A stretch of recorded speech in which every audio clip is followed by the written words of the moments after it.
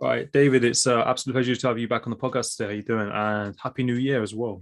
Thanks, my man. Happy New Year to you. How are you? Yeah, yeah, all good, all good. Good stuff. Good stuff.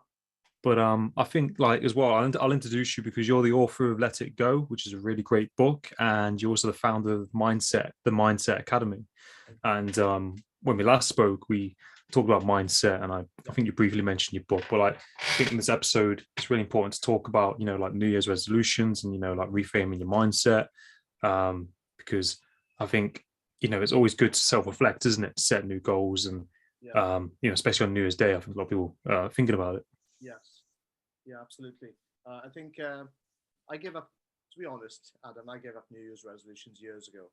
Mm. Uh, I just like to set goals now in terms of achievable goals. Because you speak to a lot of people over the years, including myself in the past, when you set resolutions and then by the end of January, you can't remember what the resolutions were. Yeah, yeah, yeah. So you set out to do things and then you do a little bit of it and then you kind of Yeah. forget.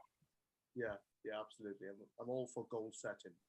Mm. Just set yourself achievable goals for perhaps the first quarter, first 3 months of the year, following up from that. Do you think like there's a certain? I mean, everyone's kind of different. Do you think like there's a really good way of kind of setting goals and kind of getting people's mindset in that place? Yeah, yeah, I would say set yourself some really, really big goals. So Mm. we're talking 3 year goals, and then 1 year goals, and then 6 months and 3 months goals. So if someone out there is feeling a bit stuck, then perhaps they can, and they're thinking, right, what am I, how am I going to tackle this new year? Just look at the next 3 months. Just look at what you would like to achieve in the next 3 months. So it could be, Christmas is gone now, we're in New Year. It could be weight loss.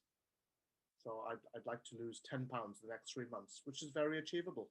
It's just three, three and a bit pounds per month. So how can they do that? So really, what I would suggest is to get a piece of paper or a notebook and just map out how much you would like to lose and when you'd like to achieve it by, and then how you're going to do it.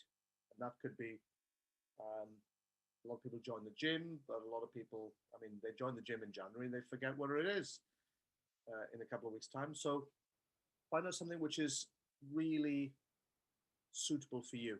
And if you think, oh, everyone else is joining the gym, perhaps I should join the gym, but then deep down you're not going to go more than 2 or 3 times um, during the next month, then perhaps you might think, well, what's achievable for you?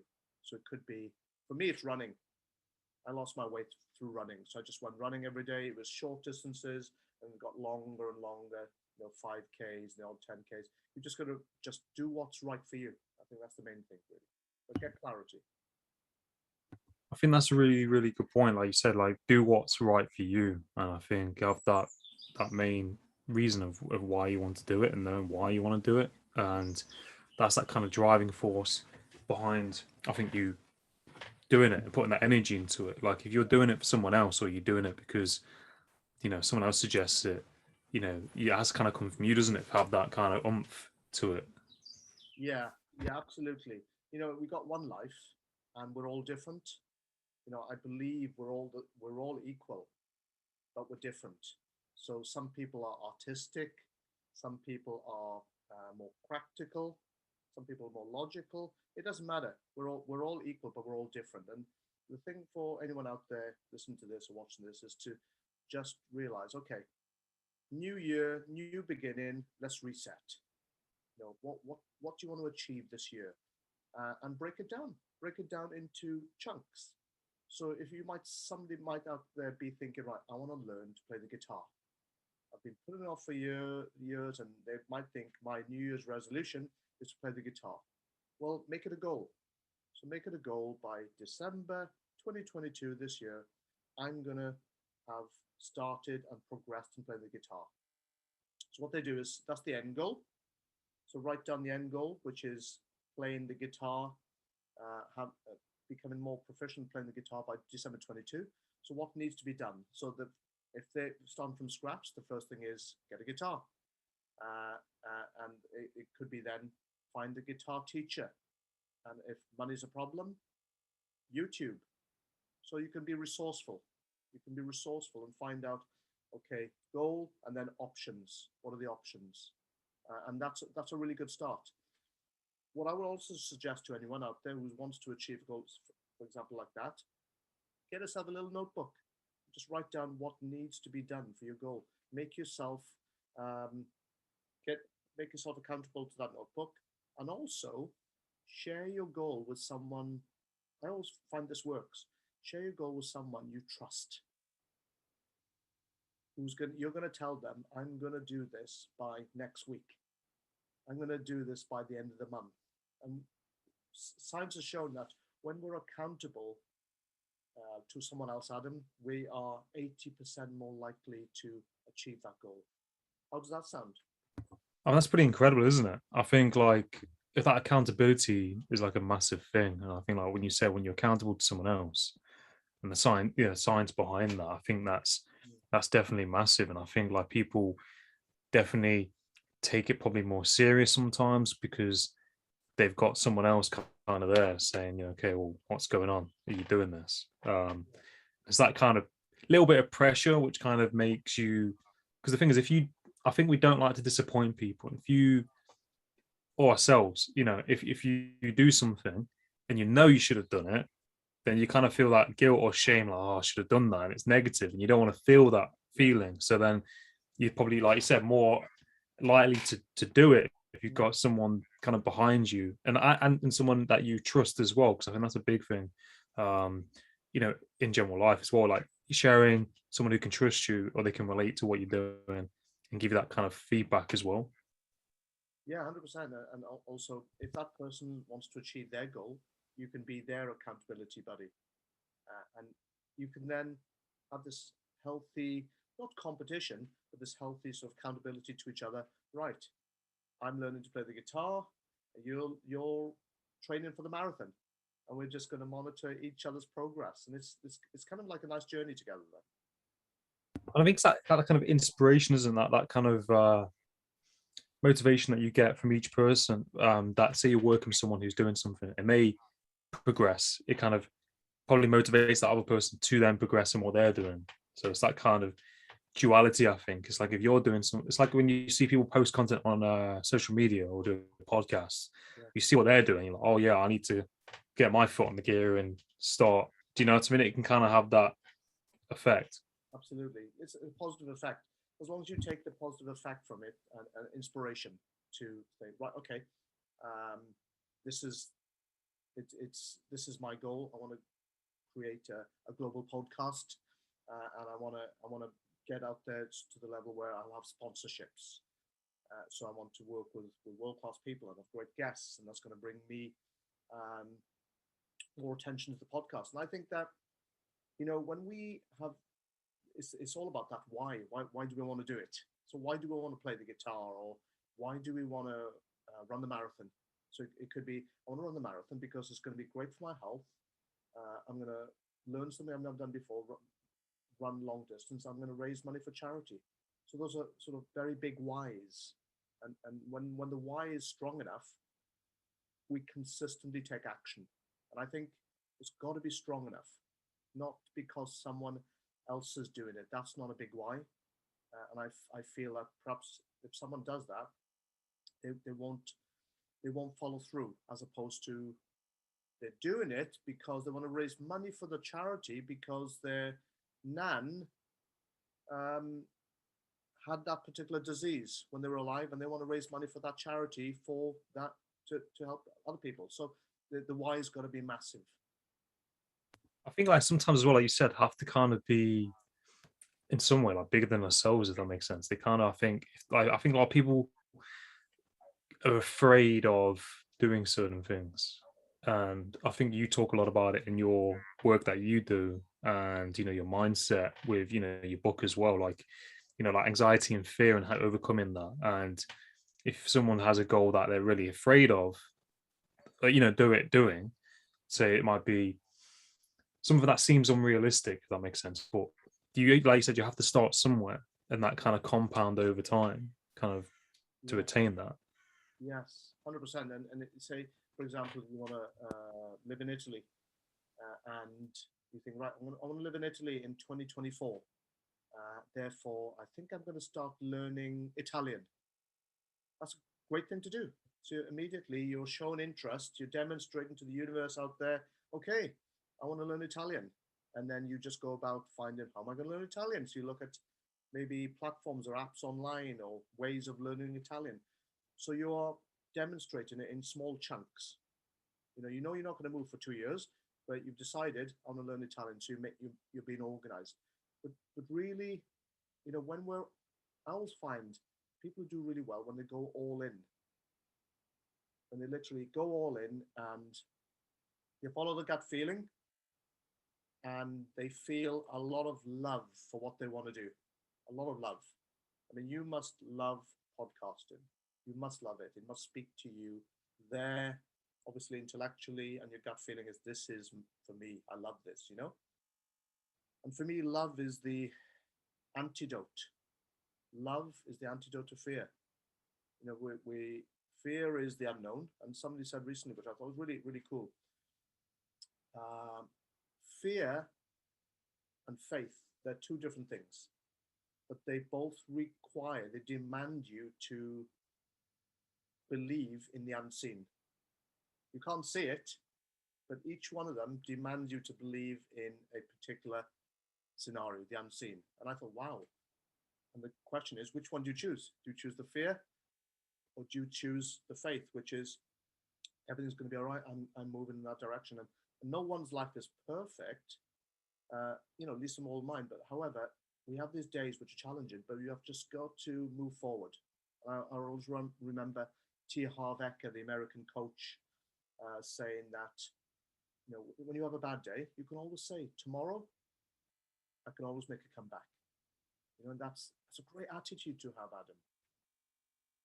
Yeah, no, most definitely. I think that's so true. And I think, like, when we talk about like faith and fear and having that love for things, I think that's massive. And I think, like, it's that can apply to anything that anyone likes to do. And I think it reminds me, you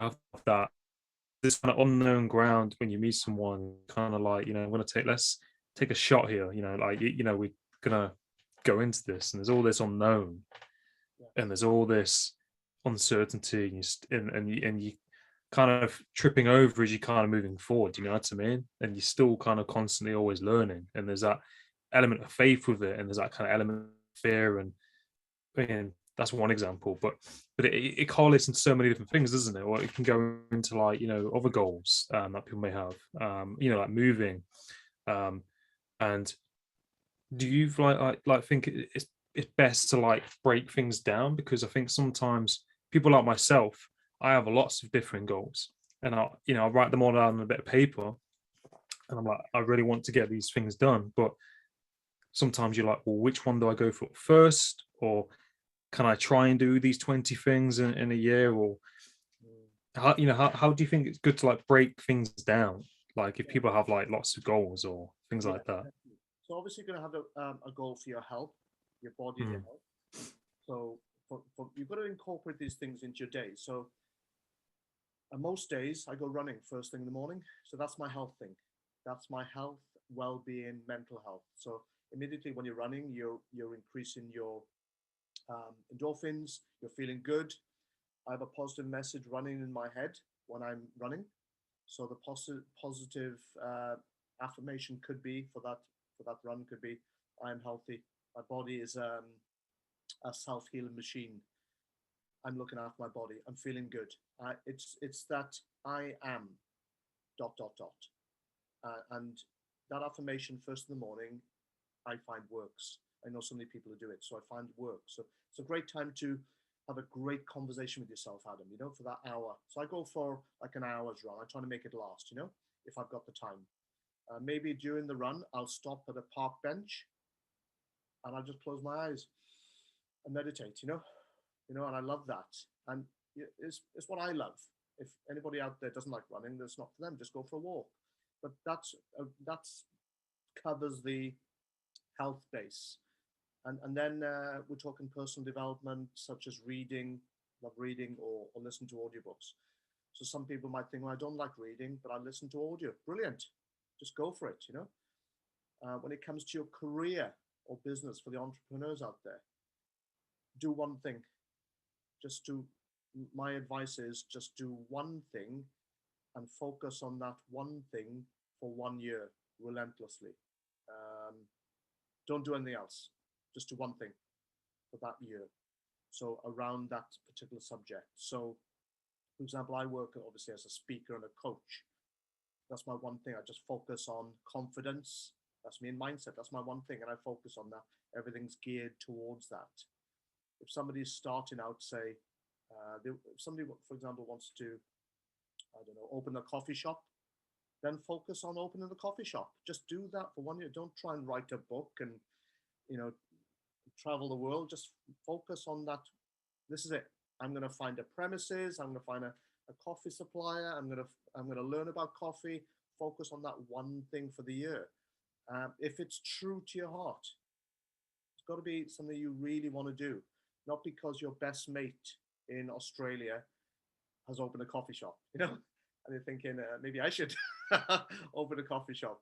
But look at, really, don't waste years going around in circles. Just pick what you really, really want to do right now, and spend some time thinking about it. So it might be a week, a month. Just spend some time thinking, what do I really, really want to do? What lights me up? And then do that one thing for the year. And this is what I've learned from people who are world famous, who really are doing it.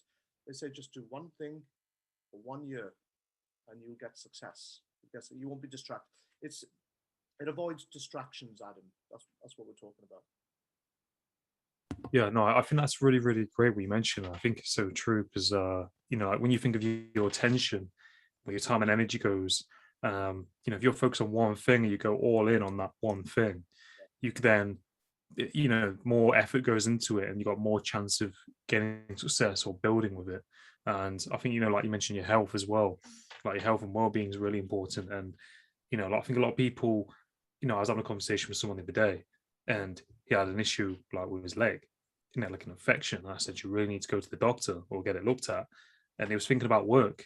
He was talking about work. And I was like, no, you can't have your work if you haven't got your health and your legs sorted, and you can't do anything else. So I think, like, for an example, like you said, your health is really important. You need that in place so that you can go and do those things and you feel better about yourself.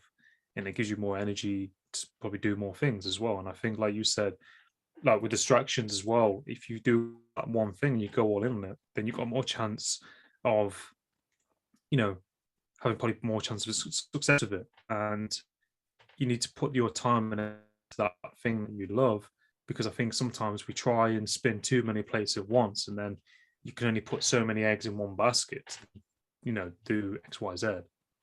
Yeah. I mean, managing your day is important. So, spend time with the right people. Make sure you look after your family, your health. Make sure you do the things you love. So every day I love coffee. So people know me. They know I love coffee. So I will make time for myself to have a coffee sometime. If it's not in the office, I'll even go out to one of my favorite cafes, because I love. It's great to see people, feel the energy, and have a cuppa, and I journal while I'm there. So I'm feeding my soul. So what I'm saying to everyone is, okay, you're going to focus on, if you're an entrepreneur, focus on one thing for the year, fine, but have the balance, which is spend time with family, friends, connect. We need connection in our life. We need that love. But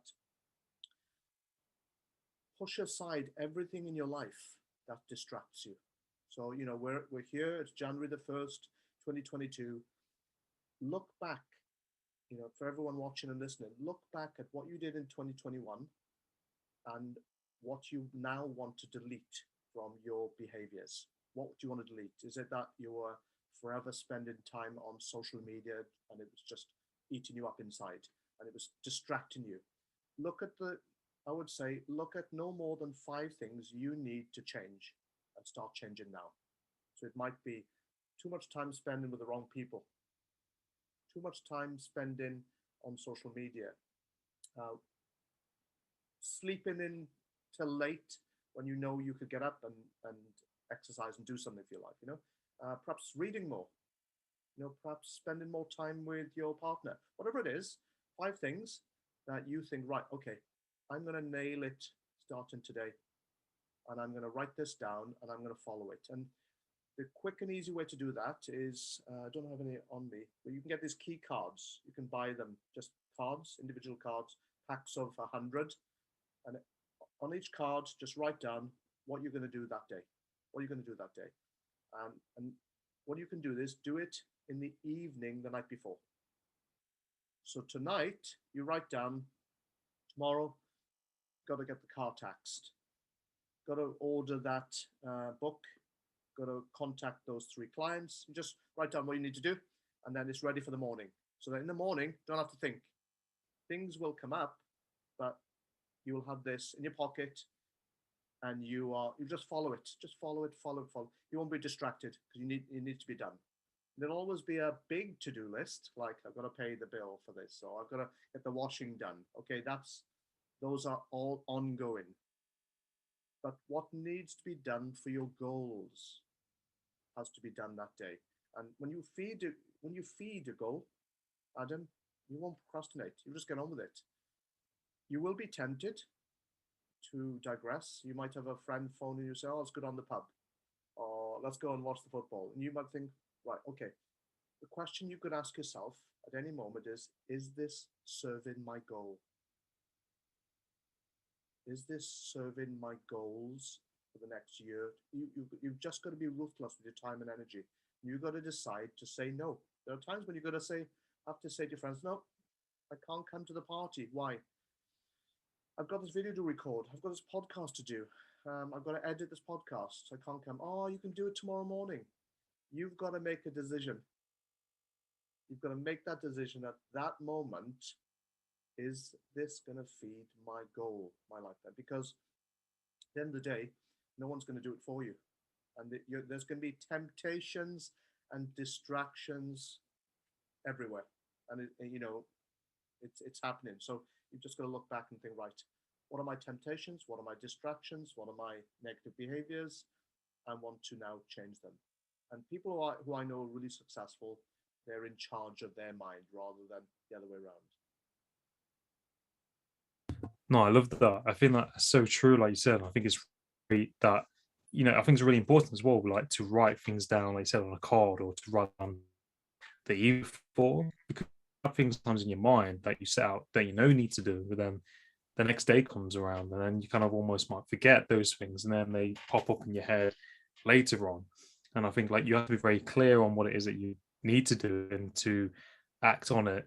And you just by writing it down, and I think by writing it down, you then start thinking about it more, and it's there in front of you to remind you.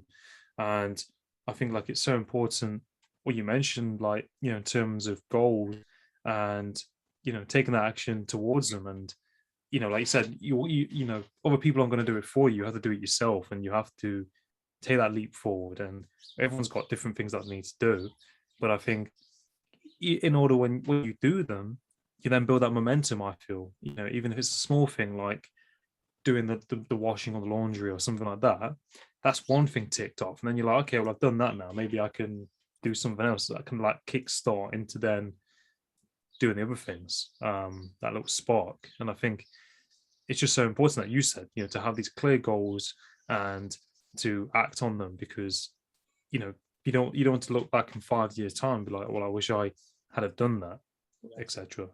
Yes, it's yeah, exactly. What you said was right. Have the clear goals, and also that just reminded me, have a clear identity of who you are. And this is sort of deep work. I know it's January the 1st, but this is deep work. Have a clear identity of who you are and who you want to become.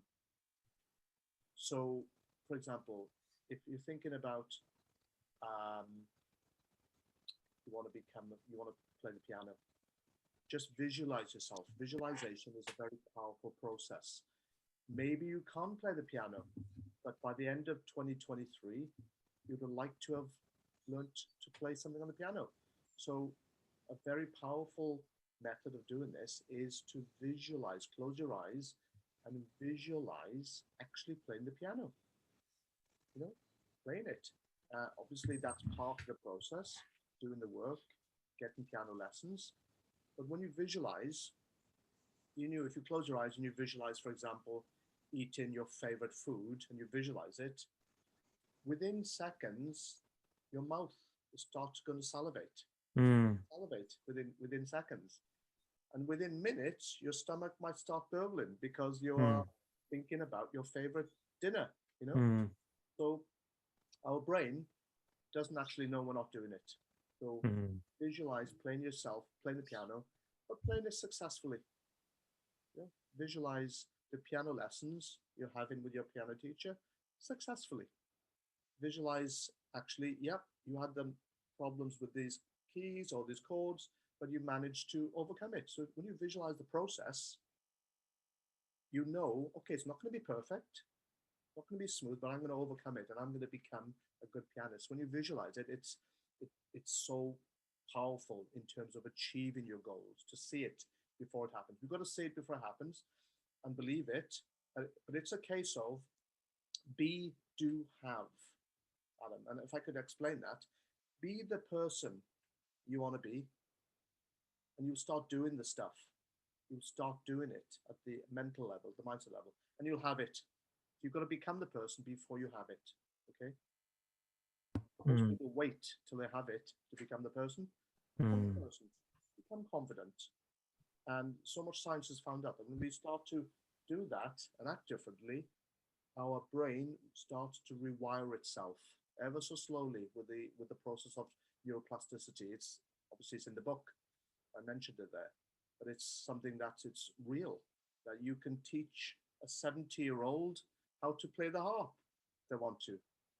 We can actually learn at any age. It's not, oh, I go to school, I finish my degree, I don't need to learn anything ever again. It's a case of evolution.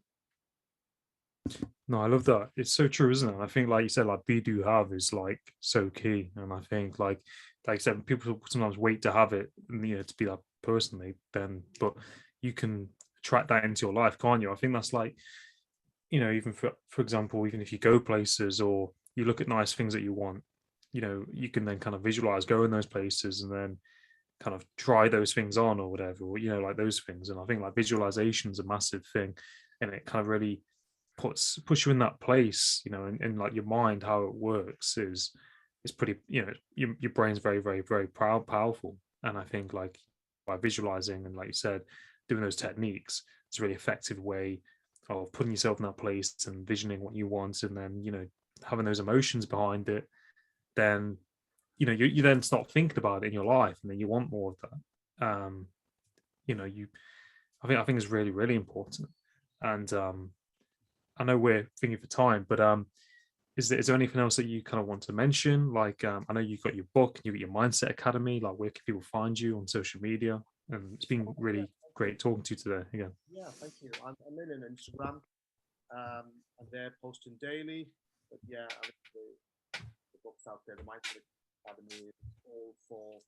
Actually, it's Mindset Academy has several trainings on there which people can then join if they want to manage their emotions, build confidence, beat anxiety, really change their mindset. So I put all my trainings in one academy.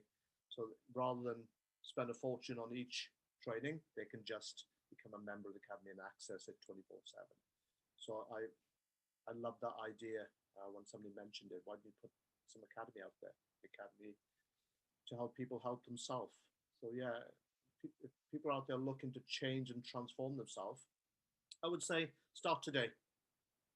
Get yourself a book and think about who is the person you really want to become during this year 2022 and moving forward. Yeah, no, that's definitely well said. And I think like it's so important, like I said, to think about what person that you want to be. Like, how do you want to be standing? How do you want to be feeling? What things do you want in your life? And I think it's so important, that like that self-image, isn't it? That self-image. How do you want to show up in situations? How do you want to be? And I think the really important, questions to ask yourself, isn't it? Like, because ultimately, you know, it's your life, isn't it? And you want to have the best life possible. You know, we should all deserve and have that. 100%. Yeah, absolutely. Yeah. And no, I look forward to connecting with you again, and I wish you, you know, a very well and happy new year. And Yes. I look forward. Cheers. And I look forward to connecting again. Thank you, my friend. No, you're welcome. You're welcome. All the best. Take care.